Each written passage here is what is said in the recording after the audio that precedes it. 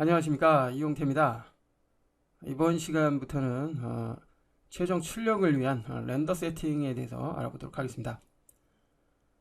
아, 우리가 작업을 완료를 하면 최종적으로 렌더링이라는 과정을 거쳐서 동영상 파일이나 아니면 스틸 이미지 파일이나 아니면 애프터 이펙트와 같은 합성 툴에서 작업을 마무리하기 위해서 또 다른 방법으로 파일을 만들어야 하는 그런 경우가 있습니다. 자, 이러한 과정을 렌더링이라고 하는데요. 우리말로 쉽게 출력 과정이라고 이렇게 보시면 되죠. 시네마 4D에서는 다양한 방법으로 렌더를 할 수 있는데요. 이번 시간에는 렌더의 첫 번째 시간으로서 기본적인 렌더 설정하는 방법 살펴보도록 하겠습니다. 지금 열려있는 이 파일은 활용 강좌에서 만들어 본 촛불이라는 이름의 파일입니다. 여러분이 작업한 그 프로젝트 파일을 가지고 직접 렌더를 해도 상관이 없고요. 자, 여하튼 렌더 세팅을 하기 위해서 슬레이트 모양 세 번째에 있는 에디트 렌더 세팅 버튼을 클릭합니다. 자, 간편하게 그냥 렌더 세팅이라고 부르겠습니다. 자, 단축키는 컨트롤 B네요. 자, 클릭해서 들어가 보면 이와 같은 렌더 세팅 창이 열리는데요. 여기에서 이제 우리가 원하는 렌더 세팅을 해주면 됩니다. 자, 현재 지금 열려있는 촛불 프로젝트 파일은 렌더 세팅이 미리 지정이 되어 있는 상태인데요. 먼저 맨 위쪽에 이제 아웃풋부터 살펴보도록 하겠습니다. 아웃풋은 최종적으로 렌더링 되는, 즉 출력되는 파일의 화면의 크기, 화면의 비율, 그리고 작업한 그 프레임 단위를 설정을 해줄 수가 있습니다. 자, 렌더는 기본적으로 이제 스탠다드 렌더를 많이 사용을 하겠고요. 자, 그 밖에 다양한 렌더가 있는데 특히나 맨 아래쪽에 V-Ray 브릿지라고 하는 이 렌더는 V-Ray라는 플러그인을, 렌더 플러그인을 설치를 해야지 사용을 할 수가 있습니다. 자, V-Ray 플러그인을 설치하는 방법은 해당 강좌에서 살펴보시기 바라고요. 자, 스탠다드를 기준으로 해서 살펴보도록 하겠습니다. 자, 아웃풋에서 프리셋을 보면은 즐겨 사용이 되는 규격이 미리 지정이 되어 있죠. 스크린은 모니터의 화면 비율을 기준으로 해서 출력을 할 때 사용이 되는 그런 프리셋이고요. 웹은 인터넷 홈페이지에 사용이 되는 그러한 기준 화면 비율을 기준으로 해서 사용할 수가 있습니다. 자, 그리고 필름 비디오는 비디오와 필름 영화죠. 거기에 맞는 규격을 미리 사용할 수가 있습니다. 일반적으로 이제 비디오에서는 요즘은 이제 HDV를 많이 사용을 하죠. HDV에 이제 12802 720, 자, 여기서 이제 720 사이즈, 자, 요 규격을 많이 사용을 하게 되고요. 자, 영화 쪽에서는 필름 4K까지 사용을 할 수가 있습니다. 4K는 상당히 고화질로 만들어지는 그런 형태의 파일입니다. 자, 그리고 인쇄를 위한 이제 프린트 규격 역시 다양하게 사용을 할 수가 있습니다. 자, 여기서 원하는 규격을 프리셋을 통해서 설정을 해줄 수가 있고요. 자, 그리고 직접 원하는 사이즈를, 원하는 화면 비율을 위드스 하이트를 통해서 설정을 해줄 수가 있습니다. 자, 단위는 픽셀, 센치, 밀리미터 등 다양하게 설정을 해줄 수가 있고요. 영상일 경우에는 픽셀을 사용을 하는 게 맞겠죠. 자, 그리고 레이티오 같은 경우에는 현재 설정된 비율을 항상 그대로 유지하기 위해 사용이 되고요. 그리고 리졸루션은 이제 해상도에 대한 설정입니다. XY축을 기준으로 해서 사용이 되는 그 픽셀의 개수라고 보시면 되는데, 영상일 경우에, 동영상일 경우에는 72 이상을 설정 해도 특별히 품질에 대한 차이는 없기 때문에 동영상일 경우에는 72로 그냥 사용하고요. 만약 이미지 파일을 사용한다면 리졸루션, 즉 품질을 좀 높여서 사용을 해주는 것이 좋죠. 특히나 프린트를 위해서, 즉 인쇄를 위해서 사용을 하는 그러한 작업이라면, 그러한 출력물이라면 300dpi 이상을 사용을 해주는 것이 좋습니다. 자, 아래쪽에 뭐 렌더 리전이 있는데요. 렌더를 걸 때 특정한 영역을 지정을 해서 그 지정된 영역만 렌더링 걸 때 사용이 됩니다. 자, 아래쪽에는 필름 스펙, 픽셀 스펙 뭐 이런 것들이 있는데요. 화면의 비율이라고 보시면 됩니다. 자, 여기서 화면의 비율은 전체 비율이라기보다는 이제 위쪽에 이제 필름 스펙은 화면 전체 비율을 말하고요. 그 다음에 픽셀 스펙은 픽셀에 사용이 되는 그 픽셀 비율로 보시면 되죠. 그래서 자, 여기 보면 이제 16:9로 설정이 되어 있는데요. 자, 그 밖에 뭐 예전에 사용이 됐던 4:3 비율 등 다양한 비율을 사용할 수가 있습니다. 자, 여기서의 비율은 픽셀 스펙을 통해서 설정된 비율을 통해서도 화면의 비율을 설정을 해줄 수가 있는데요. 현재 1이라고 되어 있는 것은 정사각형이라는 겁니다. 픽셀이. 자, 그 밖에 뭐 다양한 비율이 있다는 것을 알 수가 있고요. 상황에 맞게 적당한 비율을 사용하면 됩니다. 자, 그리고 프레임 레이트는 초당 사용이 되는 프레임 개수죠. 자, 그리고 이제 프레임 레인지가 있는데요. 프레임 레인지는 현재 작업한 내용이 동영상일 경우에 애니메이션이 만들어진 그러한 작업일 경우에는 대부분 전체 프레임을 사용을 하는 올 프레임을 사용을 하게 되겠고요. 특정 프레임만 스틸 이미지로 출력을 하겠다라고 한다면 뭐 커런트 프레임을 사용을 해서 특정 프레임을 지정을 해주면 됩니다. 자, 그리고 아래쪽에 있는 from to는 몇 프레임부터 몇 프레임까지 파일을 만들 것인가에 대한 설정을 해줄 수가 있고요. 자, 그리고 필드는 인트레이싱에 대한 설정인데요. 요즘은 인터레이싱, 즉 주사에 관한 설정을 하지 않아도 되죠. 모든 방식이 이제 디지털로 바뀌었기 때문에 여기에서는 뭐 필드를 특별히 설정할 필요는 없습니다. 자, 계속해서 세이브 쪽으로 합니다. 세이브는 이제 저장에 대한 그런 설정인데요. 만들어진 파일이 어떤 이름과 어떤 경로를 통해서 저장을 할 것인지, 그리고 파일 형식, 즉 포맷을 어떤 포맷으로 할 것인지에 대한 설정을 해줄 수가 있습니다. 위쪽에 이제 레귤러 이미지는 일반적으로 파일이 만들어진 그 경로입니다. 일반적인 파일이 만들어진 경로이기 때문에 저장을 하기 위해서는 세이브 체크를 해주면 되겠고요. 자, 그 다음에 파일을 통해서 파일이 만들어질 경로 지정을 해주면 됩니다. 자, 그리고 포맷은 만들어질 파일 형식, 즉 포맷에 대한 설정을 해줄 수 있고요. 스틸 이미지일 경우에는 보통 JPG를 많이 사용을 하겠고요. 그죠? 그리고 뭐 시퀀스 파일일 경우에는 시퀀스 파일은 낱장의 형태의 파일이지만 동영상처럼 사용을 할 수 있는 그런 파일 형태죠. 자, 그렇기 때문에 주로 애프터 이펙트와 같은 곳에서 합성을 위해서 사용을 하게 됩니다. 합성을 하기 위한 그런 파일이기 때문에 알파 채널, 즉 투명한 채널이 이제 포함되어 있어야 되겠죠. 자, 그렇게 해주기 위해서는 일반적으로 압축률이 높은 PNG 파일을 사용하거나 그리고 아주 고해상도를 원한다 라고 한다면 이제 TIFF 파일을 주로 사용을 하게 됩니다. 자, 이 부분 참고를 해 주시면 될 것 같고요. 자, 그 다음에 동영상 파일을 만들고 싶다. 그럼 두 가지 형태로 만들어 줄 수 있는데요.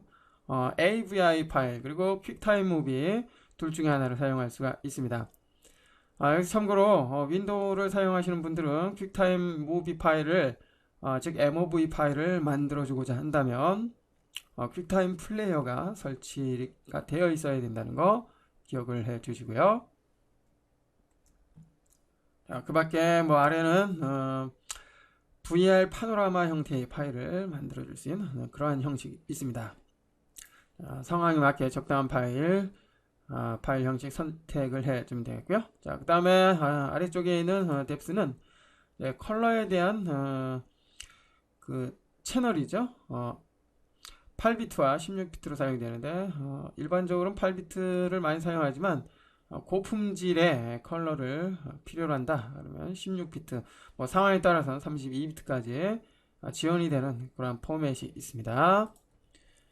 자, 그리고 파일 네임은 어떤 형태의 파일 형태로 이름을 부여할 것인가. 여기에서 이제 시퀀스 파일을 만들 때 번호가 자동으로 붙는데요. 붙어진 그 번호에 따라서 좀 달라지겠죠. 그래서 여러분이 편한 그런 방법을 이용을 해 주시면 되겠고요.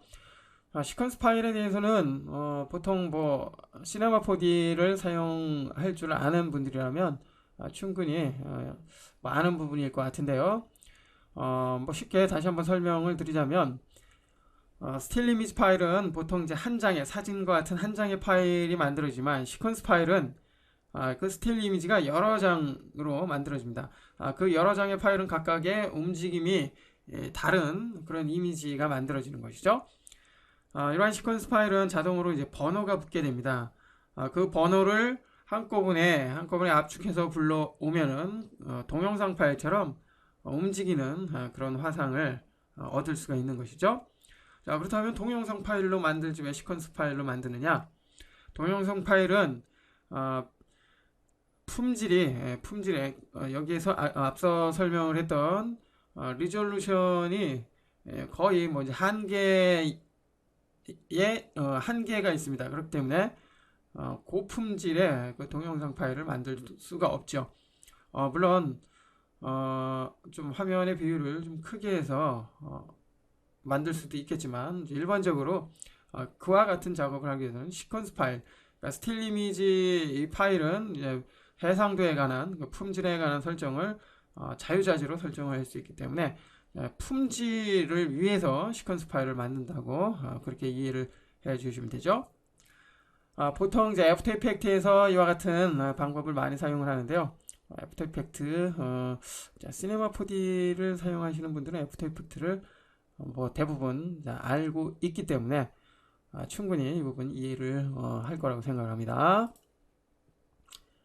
자, 그 다음에 알파 채널이 있는데요. 투명 채널 부분을 사용할 것인지에 대한 여부. 자, 보통 이제 합성을 하기 위해서는 알파 채널을 사용을 하게 되겠고요. 그 다음에 이제 알파 채널에 대한 이제 속성이죠. 스트레이트 방식을 할 것이냐, 아니면 세퍼레이트 방식을 사용할 것이냐.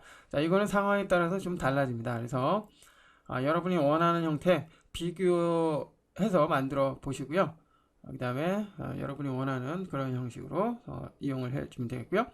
자, 형식을 잘 모르겠다 그러면 이 부분은 그냥 아예 해제를 해서 사용을 해주면 됩니다. 자, 아래쪽에 include 사운드가 있는데요. 작업에 사운드 파일을 사용을 했을 경우에 그 사운드 파일이 포함된 그런 파일을 만들어 줄 수 있는데, 이제 여기에서는 동영상 파일을 만들 때 사운드 파일이 포함되는 것이죠. 참고로 자, 여기에서 include 사운드를 체크를 했다 할지라도 사운드 파일이 사운드가 포함돼서 만들어지는 것은 아닙니다. 사운드가 포함된 파일을 만들어주는 방법은 본 강좌의 이제 마지막 시간이죠. 사운드 렌더에 대한 그 강좌에서 다시 한번 설명을 할 것이고요. 자, 그리고 아래쪽에는 멀티패스라는 게 있는데, 이 부분은 이제 멀티패스를 통해서 작업된 요 다양한 이 표현을 멀티패스 형태로 만들어 줄 수가 있습니다. 이건 순전히 합성을 위해서 사용이 되는데요. 자, 멀티패스에 대해서 역시 다음 강좌에서 보다 자세히 살펴보도록 하겠습니다.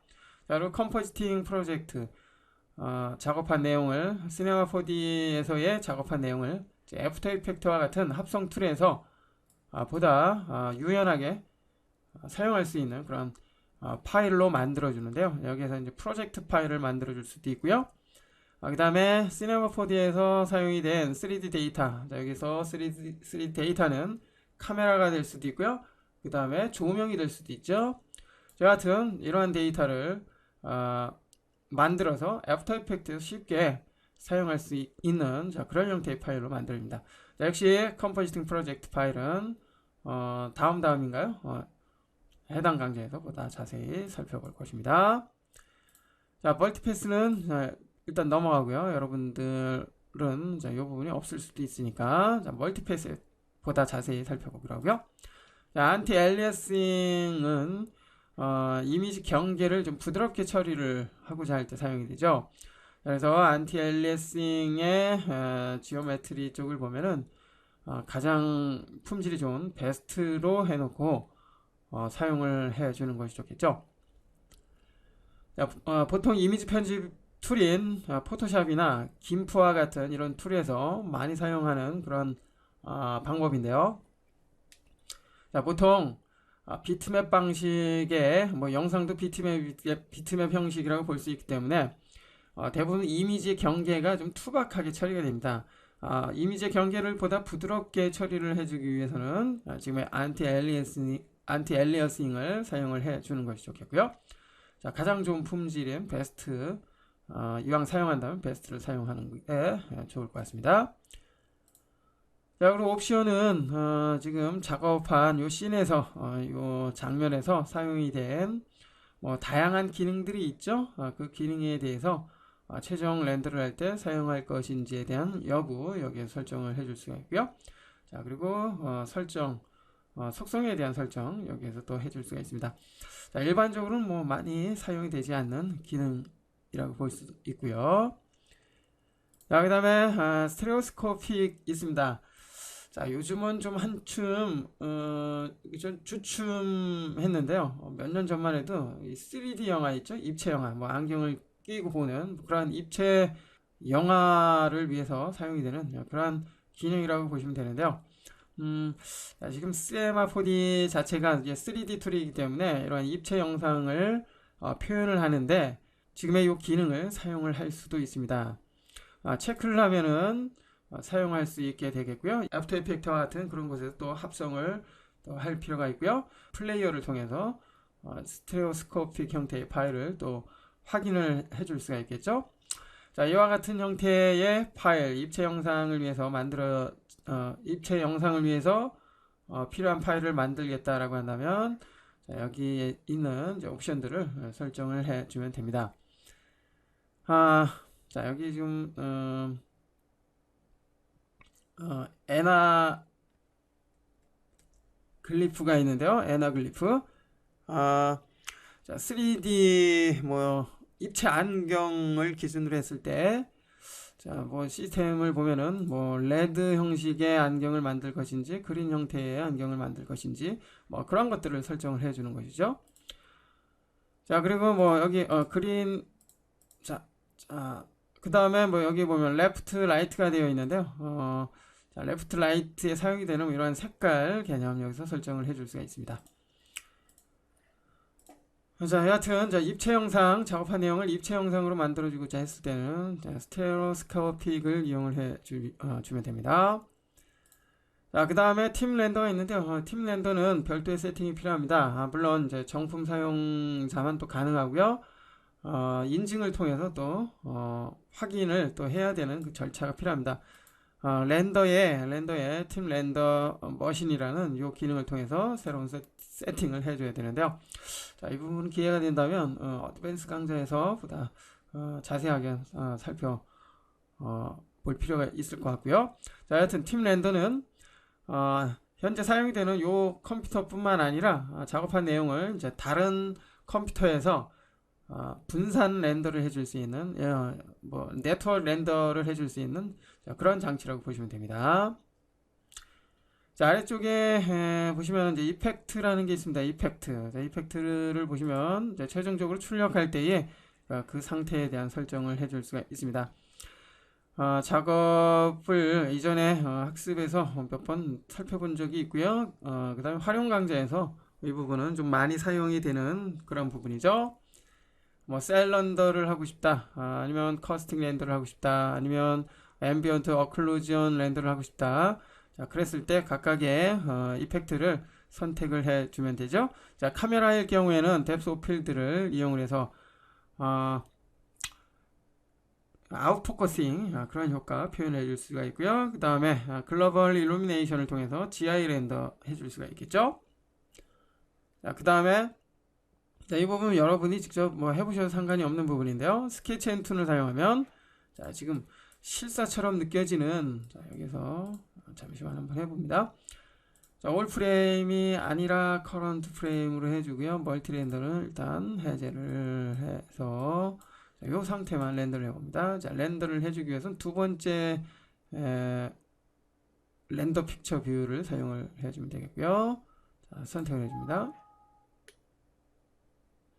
자, 지금 아웃풋 패스 자, 경로가 지정이 안 됐다고 합니다. 경로를 다시 한번 지정을 해줍니다. 자, 세이브해서 렌더 다시 한번 지정을 해주죠. 시네마 4D 쪽으로 기초 들어갑니다. 베이직으로 들어가서 렌더 출력 기본 세팅 자, 여기에다가 한번 해줍니다.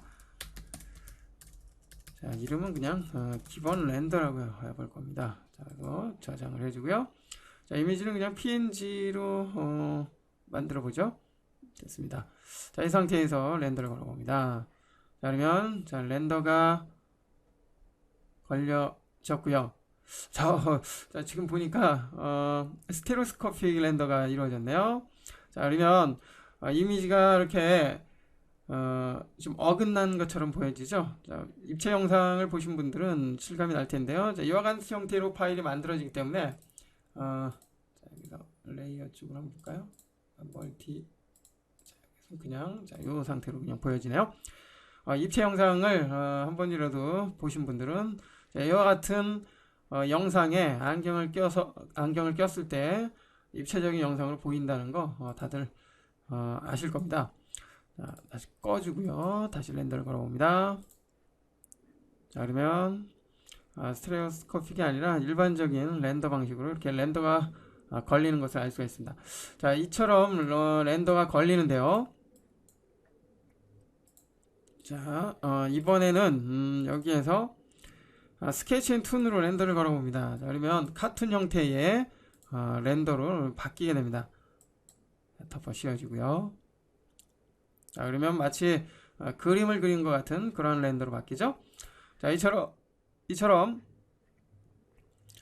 스케치 툰을 사용한다면 카툰 느낌의 렌더 사용할 수 있다는 걸 알 수가 있고요. 옵션을 통해서 또 다양한 표현해 줄 수가 있습니다.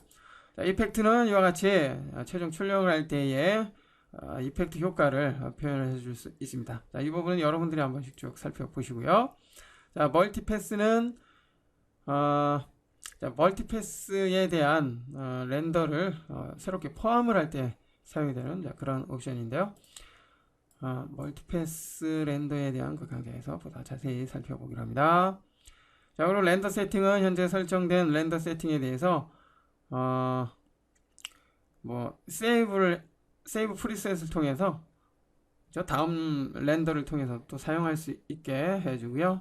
그다음 렌더 설정된 내용을 뭐 그대로 복사를 해서 다른 렌더에서 또 사용할 수 있게 해줍니다. 자, 시네마 4D에서 작업한 내용을 최종적으로 출력할 때 사용이 되는 기본 렌더 세팅에 대해서 살펴봤습니다. 뭐 렌더 세팅에 대해서는 뭐 특별히 어려운 건 없고요. 자, 아마도 애프터 이펙트와 같은 이런 툴에서 이미 렌더라는 그런 개념 확실하게 알고 계시는 분이 많기 때문에 시네마 4D에서의 렌더도 뭐 특별히 어렵지 않다는 거 알 수가 있었을 것입니다. 다음 시간에는 멀티패스 렌더에 대해서 살펴보도록 하겠습니다.